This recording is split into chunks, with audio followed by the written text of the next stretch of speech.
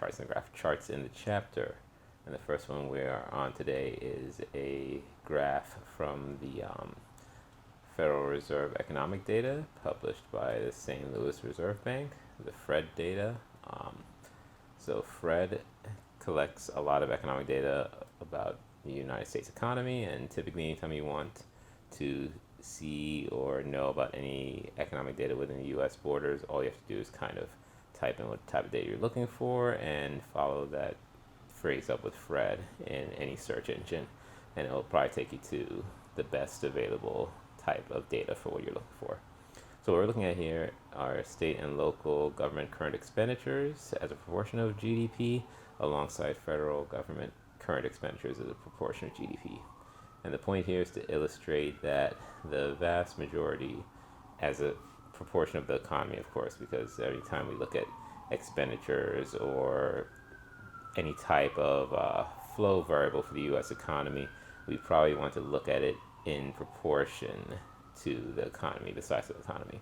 So you can see is that it's been a relatively steady proportion of the U.S. economy's government current expenditures have been coming from the federal government. It's really randomly bounced around the 20% range, whereas for state and local governments, there is some level of volatility and increase since the 1960s. But overall, the vast majority of expenditures within the U.S., as far as government expenditures go at least, are coming from the federal government, with some of them coming from state and local governments as well. If we were to just pivot away from this, this kind of brings up the question of where are these governments getting this income, especially on the local level. Where are the sources of income for the local governments coming from?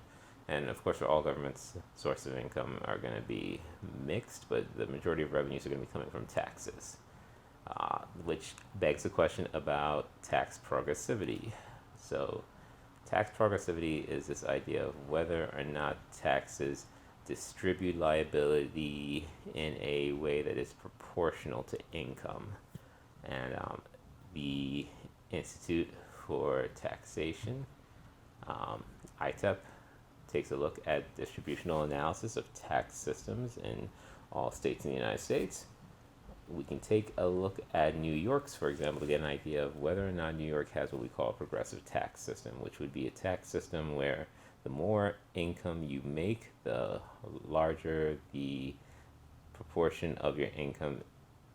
The more income that you make, the more of that income goes towards tax liability or towards paying off tax liability. A progressive tax system should be one where somebody who is making, for example, $10,000 pays a smaller proportion of their income in taxes compared to somebody who's making 60, 80, 100, $1 million a year. Now, this isn't to say that one should be paying more than the other per se. In virtually all tax systems, including in New York's, the very wealthy end up paying a substantial amount of all the taxes in total. But that total amount of tax being paid by the wealthy is not indicative that the wealthy are paying a higher proportion of their income in taxes than people who are on the lower part of the spectrum. So to give you an example of this, let's look up New York. I'm going to keep scrolling down to see further into New York. We got this one. We can go a little further, go a little further, go a little further, go a little further. And here we go. We get a distributional analysis of New York's tax system. And what you can see off the bat, if I zoom in a little bit, is that in New York, for example, the lowest 20% of the income distribution end up paying around 11.4% of their income into taxes. Compare that to the fourth 20%. So right below the top 20% of earners, they're paying around 12.9% of their income into taxes. So for a certain proportion of the income distribution, there seems to be a level of progressivity going on. The more income you're making, at least up until the fourth 20 percentile, the more you're going to be paying in total taxes. Although for the second 20 percentile, that 11.3% is a tad bit lower than the lowest group. What we see is that in the top 20%, that distribution changes, and the tax system becomes what is overall regressive in the state, where the top 1% of income earners in New York State are actually paying a smaller proportion of their income into taxes than the lowest 20% are. Those 20% paying 11.4%, the top 1% paying 11.3%, and if we were to look at the peak, again, it's the fourth 20% where it's peaking. So what you get is this kind of like high middle income group that's paying the largest proportion of their income into these taxes compared to the very wealthy and the poorest. Now, what's the source of that? If we were to zoom in a bit into some of New York's tax bases, you see that sales and excise tax is a large contributor to that lack of progressivity. The lowest part of the income distribution pays more of their income into sales and excise tax. Sales tax is a tax on a proportion of the value of a good. The excise tax is a tax per unit consumed. So, for example, for cigarettes, we'll usually have them under excise taxes because the idea there is to deter people from consuming each unit rather than to tax a certain value of the unit. So that leads to this really regressive tax system where the lowest portion of the income distribution is paying a lot of their income towards the payment of sales taxes. On the same front, you see the property tax also is pretty regressive in that the lowest part of the income distribution is paying a large amount of their income towards property tax. Part of that reflects some issues with New York's property tax system that's particular to the state, but also in general, the idea here is that for people who are in the lower part of the income distribution or households on the lower part of the income distribution, the taxes on wealth take out a larger chunk of their current income because that wealth may be disproportionately large compared to their income. And that's not really a statement of how large the wealth is as much as it is a statement of how low the incomes can be on this portion of the distribution. Remember, for the lowest 20%, we're talking about people making less or households making less than $19,400 a year. So for a household making that little, owning even a small home in New York State could be very costly in the form of property taxes. Where you see progressivity, though, in the tax system is with the personal income tax, which makes sense because just by its own design, the personal income tax is made to charge higher tax rates for people making more income. The more of your income falls above certain thresholds, the more of that marginal or that extra dollar made, the higher proportion of that extra dollar made will be taxed. So the idea here is that somebody who is making $1 million is going to be taxed less than the person who's making $1,001 because that extra $1 is taxed at a higher rate than the first dollar made for both individuals. So as you make more income in this system, the tax rate increases, makes complete sense. You see for the lowest 20%, they actually end up in the negative, which reflects a lot of the credits that are refundable for low-income taxpayers. So there is some relief in the progressivity of the personal income tax system. But a lot of this regressivity is coming from the amount of income being paid towards sales and property taxes, which is a problem because for most tax systems, we want to have an established level of progressivity. It depends on the philosophy, of course, behind the tax, but in general, it's not a good look to have the highest part of the income distribution paying less of their income towards taxes than the very poor. So where do these tax revenues feed into, right? This is how state and local governments fund themselves. When we talk about this on the federal level, though, we can switch back to the Fred data and we can see federal government expenditures versus current receipts.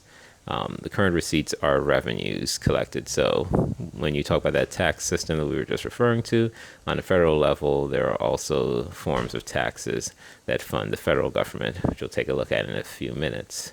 But when you look at this data over time, the amount of revenues that the federal government collects versus the amount that they spend in expenditures, you can see that for a while we'd been running what was effectively a balanced budget up until roughly the early 1970s. We were running a mostly balanced budget.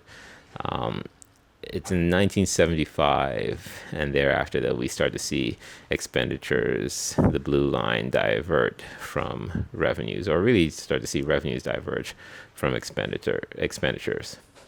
And that trend continues for most of the modern era for the United States up until the Clinton age, where the Democrats were trying to demonstrate a level of fiscal responsibility that took the form of closing the budget gaps on the federal level. So what you see from the 70s until the mid to late 90s is that the federal government is running what we call a deficit. They're spending at a deficit, which means that they are spending more money in current expenditures than they're receiving in receipts through revenues like taxes. That continues until the Clinton era, where that red line goes above the blue line, and that represents a period of surplus, where the federal government is running a budget surplus, spending less money than they're taking in taxes. That quickly comes to an end during the 2001 era. Both the recession from the dot-com bubble as well as 9/11 and the expenditures on the military side that followed 9/11 create huge deficits for the United States government. There's a cut in taxes that also occurs during the Bush era that reduces current receipts dramatically. At the same time, expenditures continue to rise, and then that just feeds into the Great Recession period of the 2008-2009, where tax revenues drop dramatically in reaction to continued tax cuts from the Bush era into the Obama era, but also the drop in tax revenues just because a recession was hitting and people did not have the income to be taxed. At the same time, the federal government had to take some expansionary stimulative measures. So you see the blue line jumping up dramatically during the recession, and the gap, the deficit spending just continues and continues into this huge gap. So this should naturally lead to the question of what happens to the debt level, right? If every time we spend in a deficit, it adds to the debt, and every time we spend at a surplus, it reduces the debt, then what you see is that after the turn of the century here, we're just really adding dramatically to the debt level for the United States. Let's flip over then to this FRED data that looks at the federal debt level as a percentage of GDP. Again, it's not important to just know what the federal debt level is on its surface. We want to know what it is as a proportion of the economy, because that's actually more informative than just knowing the whole number. And what you can see is that it follows a lot of the history we just described here, where the debt as a percentage of GDP was actually dropping dramatically from its post-World War II peak down into the 70s, and then roughly around the 70s, mid to late 70s, it starts to flatten as a proportion of the economy, and then that level starts to increase as we start to practice more deficit spending. That increase drops, of course, in the late 90s with the Clinton era and trying to run more budget surpluses. But again, 2001 comes in. There is the dot-com bubble, a recession resulting from both that and 9/11 terrorist attacks, as well as our expanded military spending leads to just mounting debt levels from that point on. The Great Recession just adds fuel to the fire and starts to increase our debt levels to just roughly within a range of a little bit over 100% of GDP. Now that may be concerning for most countries.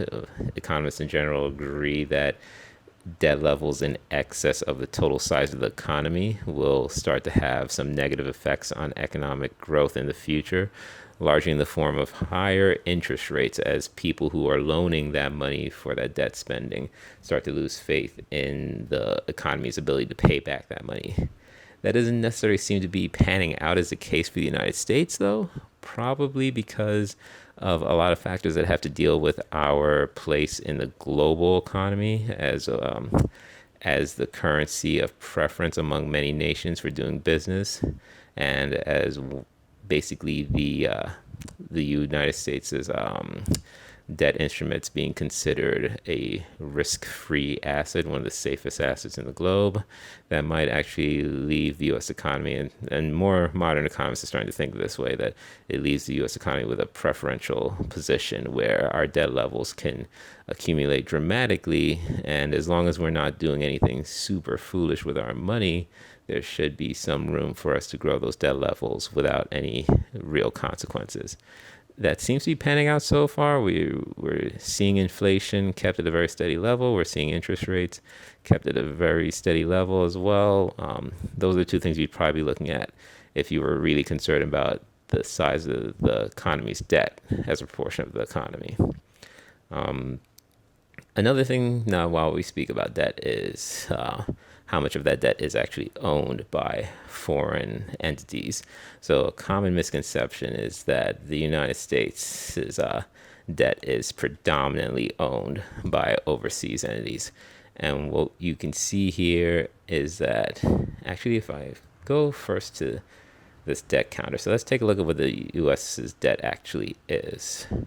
So federal deficit spending, I'm looking at a typical website called usgovernmentspending.com. This isn't an official website, but they do a pretty good job of keeping a hold on what the debt level is for the government. So looking here, I can see I think we have the debt, the federal debt. Let's check out federal debt here. And I see the U.S.'s current federal debt at the end of fiscal year 2019 was about $22.6 trillion, with an expectation that the end of this fiscal year is going to go up to about 23.9, almost $24 trillion. So out of that $23 trillion, let's just call it, out of that $23 trillion, we have roughly a total of $7 trillion of it owned by countries overseas. The vast majority of U.S. government debt is purchased by high-income earners in the United States. We do not export a lot of our debt to other countries. And it kind of makes sense if you consider the United States' debt instruments are considered risk-free assets. To that end, you would expect U.S. savers to preferentially push their money into treasuries and other debt instruments, other bonds issued by the federal government because they're so safe. And considering that U.S. consumers or U.S. households are the first one, or the primary holders or first holders of U.S. currency, it isn't too unusual that they would have the easiest access to these debt instruments. The majority of our foreign debt is owned currently by Japan, although Japan and China often switch places in how many of them which country currently holds the most of our debt.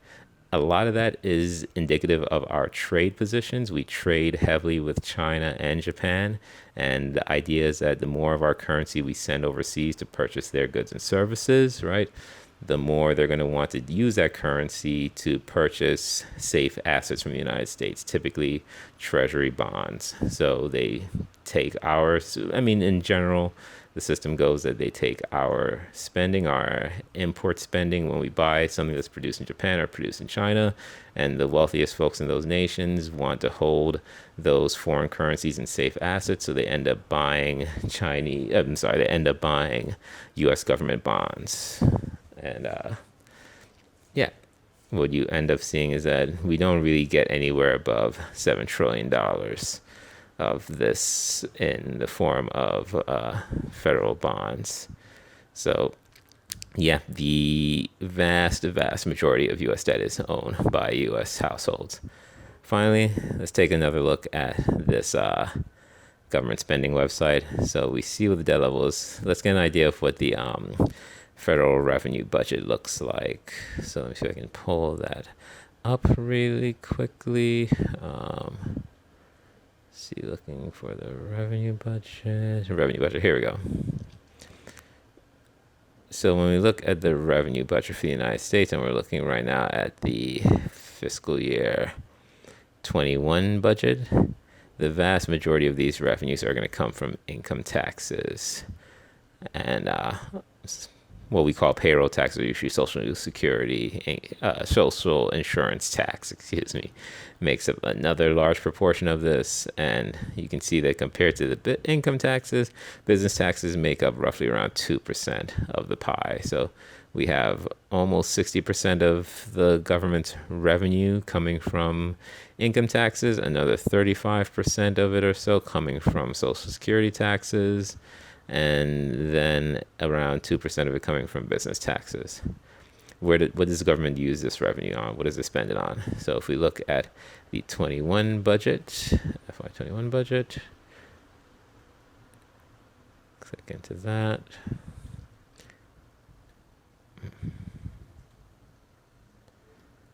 This is looking at the federal budget. We should look at not the revenue budget. Let's look at the spending budget.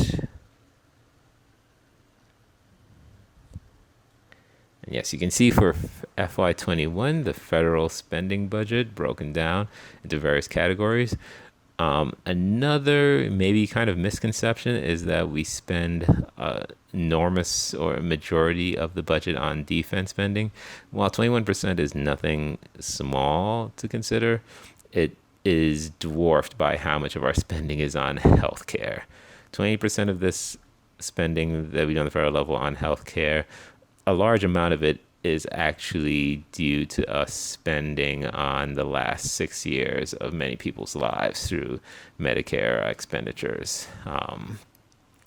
This is part of why in the class I do drive home the connection between health and economics, not just on a personal level, but on a more macroeconomic level. We spend a lot on healthcare, and it is the single largest category of spending in our budget. The pension spending that we do and the defense spending that we do, each respectively, are dwarfed by how much we spend on healthcare. In previous sessions, I have shown that this spending in many cases is wasteful or at least not as effective. And in many cases, the amount of money that we spend on healthcare is being counteracted by how much the federal government spends on subsidizing things that they know are detrimental to our health, such as compensation or the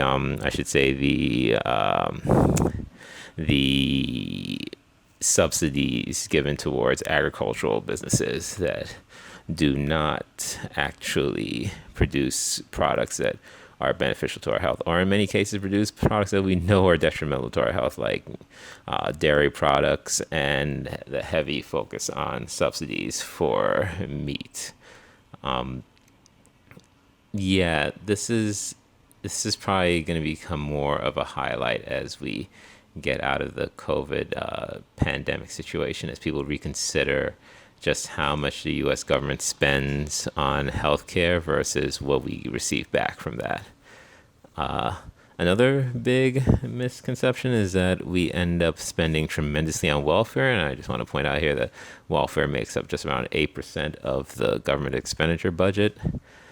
And you can see that it is a similar percentage to what we spend on interest payments. So these interest payments are spending to finance, or to service, I should say, current debt from the federal government. So whenever we borrow from the future, the cost of that borrowing is how much less we can spend on current expenditures in the foreseeable future.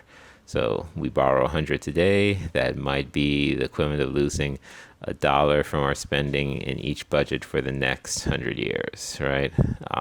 It's important to think of it like that, because every bit of our budget that we have to spend upon interest is another bit that we cannot spend on current consumption.